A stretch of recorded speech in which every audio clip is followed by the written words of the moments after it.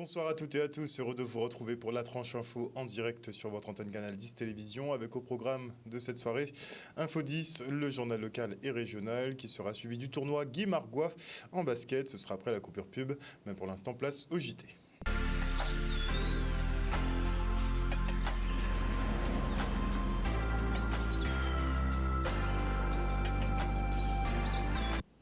Nous sommes le vendredi 12 mai 2023 et notez que le 20e Grand Prix du Conseil départemental est annulé. Les conditions n'étant pas réunies, le département ne souhaite pas être l'otage des échanges houleux entre le comité et les coureurs. Au-delà des 100 000 € mobilisés pour l'organisation de l'événement, le Conseil départemental se tient quand même prêt à participer à toutes les discussions nécessaires avec l'ensemble des parties pour sortir de l'impasse. Et les négociations au sein de la municipalité de Bémao sont également au point mort. Pour les syndicats, les échanges ne pouvaient se tenir dans une salle dépourvue de table. Une situation singulière causée par la fermeture des bâtiments et services de la ville, comme l'explique le maire Hélène Polifonte. Regardez. Bon matin là, nous avons prévu de négocier avec Manlimé à Bémao. Donc, il était nous rendez-vous en médiathèque Paul Mado. Donc, nous venons. Et là, nous entrons, nous constatons que nous sommes entrés à don. En passant, c'est un confessionnal. Même si ça non. Nous trouvons un peu chaise rangée à don salle. Moi, lui-même, c'est si chaise qui a ici. En fait, l'équipe là, quand tout est là, vraiment, ni ordinateur, si Jean Maillot. Donc, les conditions vont être réunies, aujourd'hui là, pour nous négocier. Et là, nous entrons, nous disons, madame, nous venons négocier. Mettre les conditions pour nous payer, négocier aujourd'hui là. Eh bien, aujourd'hui, à la demande de l'UTC-UGTG, nous avions un rendez-vous. Le rendez-vous était fixé à 10h, j'étais présente. À l'arrivée du syndicat, les conditions qui étaient réunies ne leur convenaient pas. On parle là de l'environnement. Nous avons donc amélioré cet environnement avec les moyens que nous avons, parce que je rappelle que l'ensemble des bâtiments de la collectivité sont fermés. Et donc, là où nous étions, nous ne disposions que de chaises et de 3 tables. Je veux rester dans la vérité. Nous nous sommes donc organisés et j'estime que j'étais venue pour négocier. Et si tel était le cas aussi également pour l'UTC-UGTG, eh bien, il me semble-t-il que nous aurions pu démarrer des discussions autour de ces 3 tables, de manière à pouvoir faire avancer les différents dossiers. Tant là, nous avons dit ça, là, nous ressortis, nous avons attendu là. Mais madame a sorti, elle va y mettre, elle va vociférer, et elle va dire que moun est en retard, que moun est ici. Mais nous avons rappelé, hein, section UTC Bémao, les 26 jours en grève. Et c'est le premier jour que maman a levé le digade. Donc, à partir de ce jour-là, Manlimé qui prend toute responsabilité par rapport à la comportation au matin là. Je rappelle aussi également que depuis un certain nombre de jours, la population de Bémao ne peut plus se rendre en mairie pour récupérer un certain nombre de documents urgents.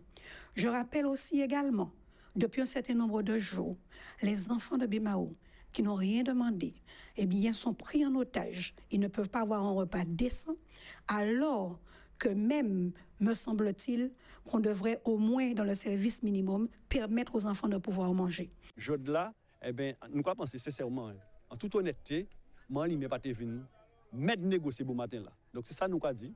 Eh bien, à partir de quand il est là, mais qui prend responsabilité par rapport à tout ça il fait pour matin là parce que salariés, policiers, moun qui travaillent dans les autres filières, vraie comportation à madame. Pas moun qui vient dire yo était présent yo vrai. Je suis disposée, comme je l'ai toujours dit, à discuter avec l'UTC-UGTG. La première rencontre que nous avons faite, c'est soldé pour moi par un échec, parce que là encore, ils ont quitté la table des négociations. Ils m'ont demandé un rendez-vous que j'ai agréé, et pendant pratiquement, après avoir amélioré l'espace, j'ai attendu 30 minutes dans la salle, donc 11 heures, je ne voyais pas d'autre solution que de récupérer mes élus et moi-même et donc de partir. Parce que je trouve inadmissible d'avoir un tel comportement vis-à-vis de chefs d'édilité, d'avoir un tel comportement vis-à-vis d'élus, bien entendu, nous sommes venus pour pouvoir discuter et négocier. Donc, de 10h à 11h, eh bien, nous étions là pour pouvoir patienter à les attendre. Un sujet signé Michel Depape. La Guadeloupe figure parmi les 10 territoires bénéficiaires, les 10 nouveaux territoires bénéficiaires du dispositif Territoire numérique éducatif 2030. 7,4 millions d'euros sont engagés sur l'archipel pour aider les élèves dans leur apprentissage, les parents dans l'accompagnement de la scolarité de leurs enfants, les enseignants dans leur pratique professionnelle et les cadres et décideurs dans la conduite des politiques publiques à tenir en termes de numérique éducatif. Un dispositif présenté lors de l'inauguration de la maison des parents du lycée Raoul-Georges Nicolo, où on se rend tout de suite. Cet espace parent aura des activités, je ne vais pas tous vous les citer, mais pour celui-là, je peux vous dire que le programme est prêt, le financement est déjà aussi trouvé. Non, ce n'est pas le premier. Il y en a qui sont en cours, il y en a qui sont au stade de projet, mais ça bouge. Et j'en suis contente, puisque le TNE, le dispositif national auquel la Guadeloupe est éligible parmi les 12 départements, mais nous, c'est le territoire de la région académique qui a été retenu comme éligible. Je peux dire que le TNE sera un accélérateur de ce mouvement vers l'implantation d'un espace dédié aux parents. Le TNE, c'est une expérimentation nationale qui porte sur 12 territoires, 2 qui ont commencé tout de suite après le confinement, plus 10, dont la Guadeloupe, 12 territoires départementaux, et qui consiste à expérimenter à très grande échelle, en tout cas l'échelle d'un département, l'apport de moyens très importants sur 4 piliers fondamentaux. Ce qui est classique, c'est-à-dire le matériel numérique, les ressources numériques, la formation des enseignants, et ce qui est nouveau, l'accompagnement à la parentalité, la e-parentalité, qui est un sujet aujourd'hui très important sur le numérique. Aujourd'hui, la Banque des Territoires est opérateur pour le compte de l'État. Donc sur le TNE Guadeloupe, c'est une subvention France 2030 de 7,4 millions d'euros qui est reversée d'une part à l'Académie et d'autre part à la communauté d'agglomération Nord-Grande Terre qui joue le rôle de collectivité coordinatrice. Et donc avec l'objectif donc de financer l'ensemble des volets du TNE Guadeloupe, avec également un cofinancement qui sera prévu par le territoire. Notre établissement, depuis tantôt, est tourné vers l'usage des pratiques du numérique, aussi bien les élèves, les enseignants, les formateurs. Nous associons à cela l'ensemble de la DAN pour qu'ils nous accompagnent. Mais également, nous sommes conscients que c'est aussi un moyen de communiquer avec les parents. Puisqu'aujourd'hui, les usages du numérique sont très répandus. L'utilisation des notes, par exemple, le suivi du travail des enfants. Les diverses occasions que nous avons connues de fermeture de l'établissement, par exemple, pour des raisons diverses et variées, nous ont conduit à mettre en place la continuité pédagogique. Donc, c'est une vraie préoccupation pour nous d'associer les parents à cette maîtrise des outils afin que la communication entre eux et nous puisse être continue, mais aussi former les parents à l'usage de ces outils. Comme les enfants, nous les formons dans cet établissement. Nous savons que dans les lycées, ce sont les futurs citoyens qui vont prendre part à la vie de la cité. Et c'est important pour nous d'apporter notre concours pour accompagner les parents, mais aussi ces jeunes futurs citoyens dans la vie qu'ils vont affronter un peu plus tard. La ville de Trois-Rivières lance le premier carrefour de la banane. 3 jours de fête autour du fruit du soleil parrainé par le docteur Henri Joseph. Et aujourd'hui, les scolaires ont pu participer aux activités proposées sur le théâtre de verdure. Le reste en images. Aujourd'hui, la ville de Trois-Rivières est le carrefour de cette banane. Quand on dit carrefour, c'est que la banane, oui, aujourd'hui, on y trouve presque partout en Guadeloupe. Mais Trois-Rivières devient ce carrefour qui permet de réunir nos scolaires en matinée, temps d'apprentissage, temps ludique pour eux. Et donc là, c'est important à la base de cette connaissance. Ensuite, dans l'après-midi, nous allons pouvoir retrouver les aînés. Nous avons déjà la population qui participe aux activités. Les associations de Trois-Rivières sont à l'œuvre. Elles se produisent actuellement. Donc, on peut dire que c'est un temps de fête, un temps de joie, un temps d'apprentissage, et nous espérons qu'il puisse avoir un véritable retour économique, bien entendu, pour nos commerçants, mais aussi pour la Guadeloupe à un moment donné. Le conseil départemental se fait un honneur et une fierté de pouvoir soutenir la filière agricole puisque nous le savons, c'est un produit d'avenir, surtout une filière qui se modernise en permanence. Nous l'avons vu récemment avec ce nouveau hangar moderne, mais surtout démontrer à tous ces jeunes qui sont là qu'il y a de nombreux métiers dans notre agriculture et qu'il faut que nous puissions aussi donc, leur transmettre cette culture, donc pouvoir travailler la terre, parce que le consommer local passera par ça aussi, par ce souci d'information, surtout d'éducation de la jeune génération, et surtout qu'on puisse se réconcilier avec le consommer local. Nous sommes très heureux, surtout pour la population d'abord, parce que c'est un moment fort. On sent que c'est un moment de partage. Les gens sont heureux et ils ont compris que la banane était importante dans leur vie également. C'est une marque de reconnaissance de ce fruit emblématique et des efforts que font les producteurs afin de nous produire cette banane de qualité. Commencer effectivement cette manifestation avec les enfants, avec les scolaires, la pédagogie qui se veut effectivement, qu'on doit commencer par les enfants, je crois que ça a été très bien pensé. Très bien pensé. Commencer par les enfants, inculquer effectivement la notion de faire de la banane notre alimentation principale. C'est une idée très bien conçue, très bien perçue et je crois très bien appréciée et accueillie par la population et par ceux qui sont ici aujourd'hui. Cette manifestation-là soit s'inscrit au patrimoine, au calendrier des manifestations culturelles et touristiques, parce que effectivement, ça permet de faire connaître encore mieux s'il était nécessaire de faire connaître la banane, parce que bon voilà, aujourd'hui la banane fait partie du quotidien des Guadeloupéens. Et on part maintenant pour la deuxième édition de la Galerie de l'Emploi à Destréland. L'association des commerçants de ce centre et le Pôle emploi organisaient un speed dating pour les métiers de bouche, du service, du commerce, mais aussi pour ceux qui recherchent un job de vacances. Regardez. On s'associe à l'association des commerçants de Destréland. Donc nous sommes ce matin dans la galerie marchande du centre commercial Destréland à Bémao, où nous organisons un job dating, donc le commerce, les services et aussi la restauration.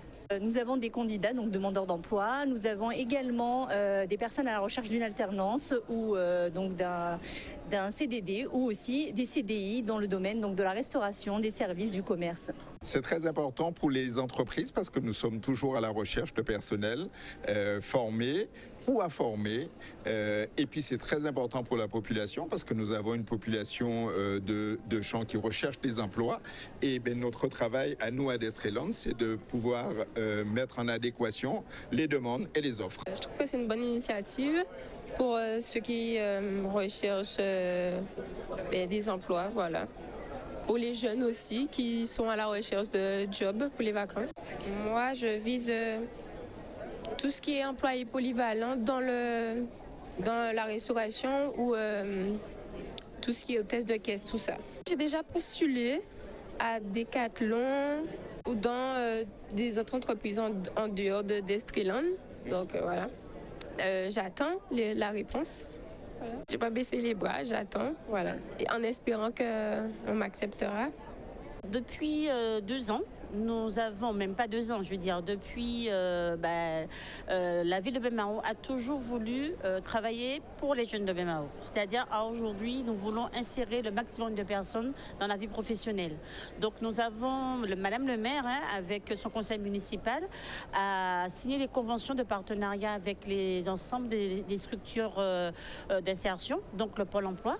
Et depuis 2 ans, nous organisons ensemble des job dating, donc aussi bien avec des professionnels, justement pour pouvoir proposer des offres d'emploi aux jeunes de la ville de Bémao.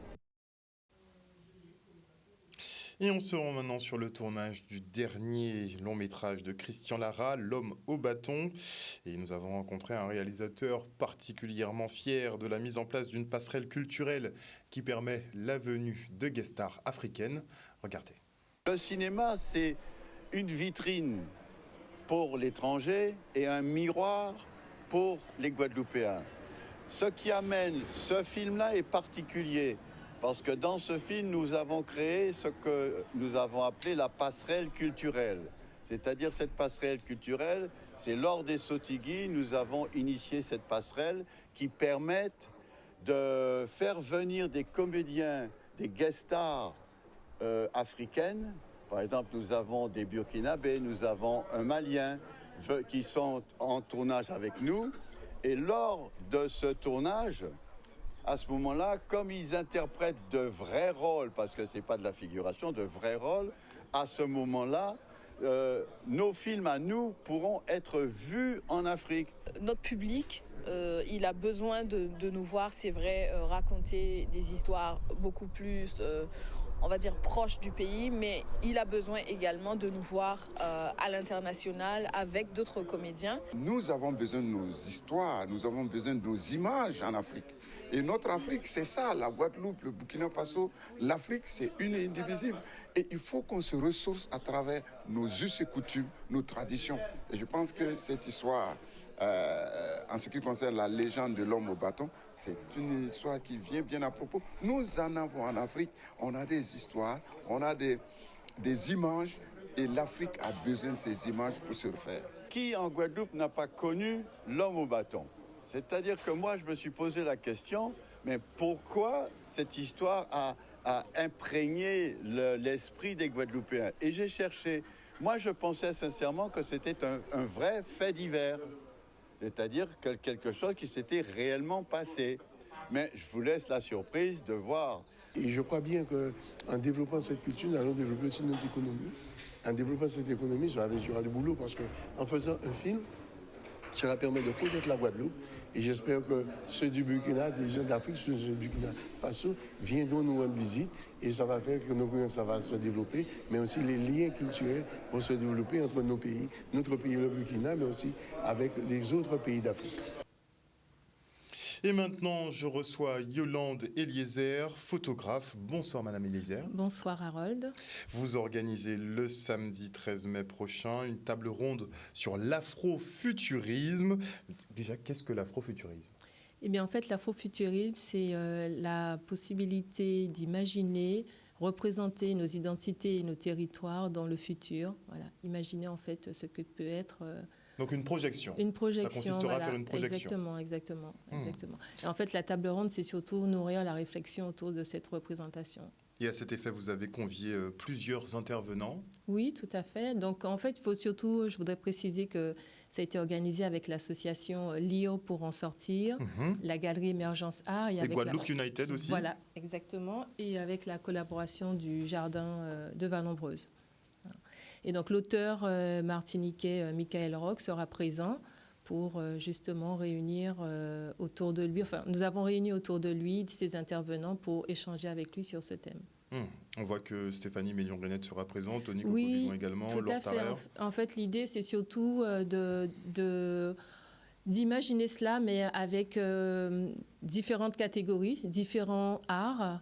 Et dans chaque art, quelle vision on a sur ce futur, que ce soit au niveau de l'architecture, que ce soit au niveau de la littérature, que ce soit au niveau du cinéma, de la musique, de l'art. Voilà, comment on peut se projeter. Voilà. Et une fois qu'on aura cette vision, il s'agira de s'y coller ?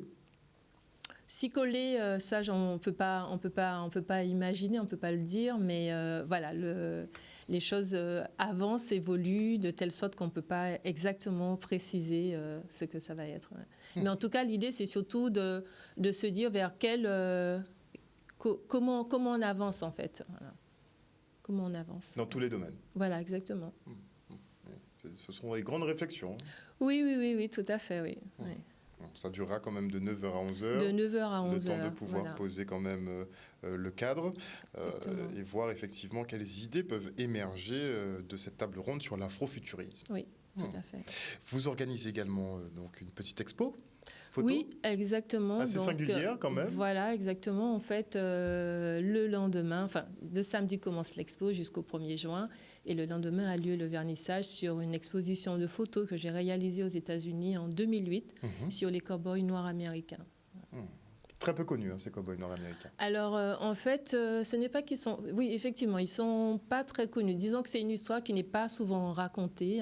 Disons que, voilà, on évite de s'étaler là-dessus. Mais ces dernières années, c'est un sujet qui revient, en fait, en force. Et ce reportage, quand je l'ai réalisé en 2008, vraiment, voilà, c'était vraiment connu que de quelques personnes, en fait. C'était une découverte, c'était vraiment une découverte. Oui, tout à fait, c'était vraiment une découverte. Et ce qui m'a donné envie d'y aller, c'était surtout de rencontrer ces personnes, de voir comment elles vivaient, quelles étaient, disons, des années bien plus tard, est-ce qu'elles sont toujours dans... Qu'est-ce que ça représente en fait pour eux d'être cow-boy dans nos temps modernes, quoi. Et on se rend compte que être cow-boy, c'est quelque chose qui est tellement naturel chez eux. Ce n'est pas un déguisement. C'est leur culture finalement. Voilà, c'est de leur culture. C'est vraiment, ils sont imprégnés de ça et ils transmettent. Ils se transmettent en fait cet héritage de père en fils et de fils à leurs descendants. Et ce sont des personnes aussi qui sont très portées sur la mémoire, en fait. Hein. C'est vraiment chaque ville américaine en Oklahoma, il y a toujours un panneau qui explique un peu l'histoire de la ville. Même dans les plaines, ils vous disent aussi, ben là, à cette époque, il s'est passé telle chose. Même les arbres où on a pendu, des noirs ont été pendus, il y a un panneau qui explique cette histoire. Ce sont des personnes qui sont vraiment qui sont imprégnées par leur culture. Voilà, ils sont totalement imprégnés par leur culture. Et donc, pratiquement, pas tous les week-ends, mais il y a une saison de rodéo qui commence à partir du mois de mars. Et qui se déroule dans les villes, dans certaines villes, comme la ville de Boley, la ville de Ocmulgee, la ville de Taft. Et donc, ils se retrouvent là, voilà, c'est un rassemblement quelque part pour eux, une façon de célébrer ce passé. Parce que bien souvent, c'est vrai qu'on a l'image qu'on a du cow-boy, c'est qu'il est blanc, mais en fait, la plupart des cow-boys étaient noirs. À la base, puisque les blancs n'y allaient pas, puisque se faisaient... couper la tête par les Indiens, ils n'avaient pas envie d'y aller. Et en Oklahoma, c'est vraiment le territoire où les Noirs, quand ils ont quitté les États du Sud, ils ont été accueillis par les Indiens. Les Indiens leur ont appris comment cultiver la terre en Oklahoma, puisque c'est une terre qui est assez aride, qui est très sèche. Ils ont tout appris des Indiens et donc il y a une communauté qui s'est créée comme ça, Noirs-Indiens. Et il y a des Noirs qui sont métissés avec les Indiens. Carrément. Oui, tout à fait, oui. C'est un pan de l'histoire quand même qui est un peu passé sous silence. Ah oui, mais totalement, mais...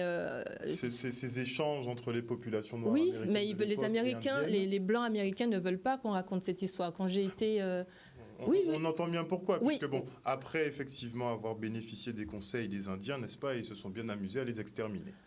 Oui, c'est vrai. Entre autres, tout à fait, oui, tout à fait. Mais c'est quelque chose qu'ils n'aiment pas. J'ai rencontré dans une bibliothèque tenue par une femme indienne et j'avais été la rencontrer justement pour avoir des informations et elle me disait qu'ils n'aiment pas du tout quand on parle de ça. Il ne faut surtout pas en parler, ça ne leur plaît pas. Surtout de dire aussi que les Indiens et les Noirs s'entendent et voilà. C'est vraiment...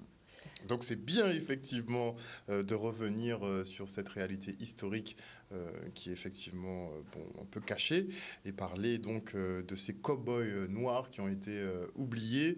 Il y a même des documentaires qui ont été réalisés, mais longtemps après la sortie de votre série de photos, vers 2020-2022. Oui, tout à fait. Les grands médias ont commencé à se pencher. Oui, parce que comme il y a eu aux États-Unis, déjà on a eu un président noir américain qui a été élu, donc ça a aidé aussi. Puis il y a eu, on va dire, des événements qui sont arrivés dans la communauté noire américaine qui fait que de plus en plus les Noirs américains ont commencé à dire non, stop, voilà, nous aussi nous avons le droit d'être en vie, nous avons le droit d'exister, et qui fait que maintenant à l'international on s'intéresse à la vie de ces personnes. Mais vous savez, en Oklahoma, les gens ils vivent très très pauvrement. C'est vraiment. D'accord. C'est très dur. Socialement, c'est très dur.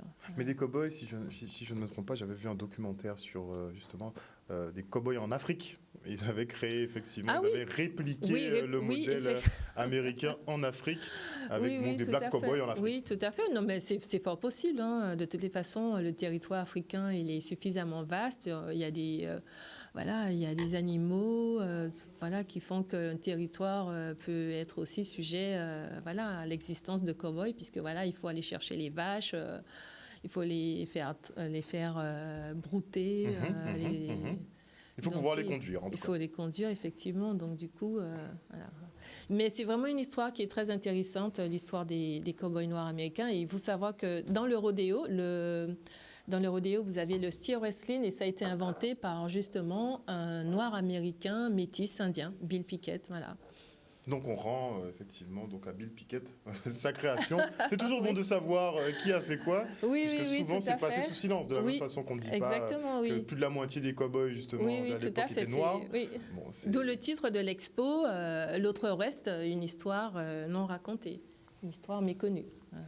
Donc une exposition que l'on peut découvrir donc à partir de ce dimanche 14 mai de 14h à 18h au jardin de Valambreuse. Voilà. Donc nous aurons la table ronde sur l'afrofuturisme le samedi. Cette exposition photo le 14 mai. Donc tout un programme au niveau du jardin de Valambreuse à Petit-Bourg à ne pas rater.